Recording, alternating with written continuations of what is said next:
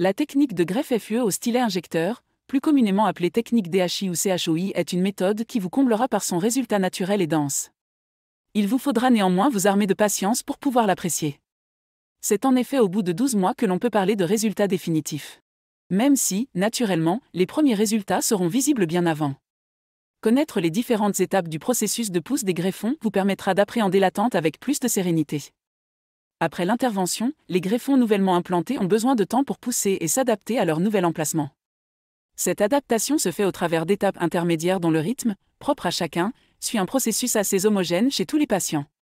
À la clinique Maison Marignan, nous avons bien conscience de l'importance d'être à vos côtés lors de ces étapes, et notre équipe d'experts saura vous accompagner et vous rassurer. C'est pourquoi il est primordial de suivre les consignes médicales et d'honorer les rendez-vous de suivi fixés ainsi que l'envoi régulier de vos photos. Rappel, le cycle de vie du cheveu.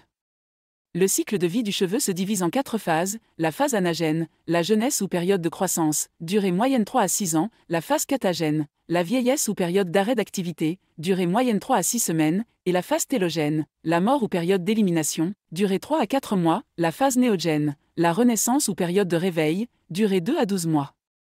Les premiers jours.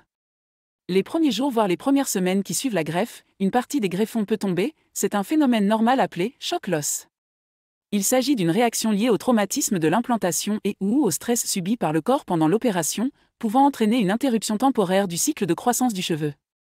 Rassurez-vous, cela ne signifie pas que la greffe a échoué. La plupart des cheveux perdus pendant cette période repousseront progressivement. Vous pourrez constater également la formation de petites croûtes à la base de chaque greffon implanté. Elles sont le signe de la cicatrisation. Elles tomberont naturellement après 6 à 10 jours. Cependant, il est important de suivre les recommandations post-opératoires pour minimiser les risques de choc post-opératoire et permettre au processus de se dérouler dans les meilleures conditions. Entre 1 mois et 2 mois après la greffe.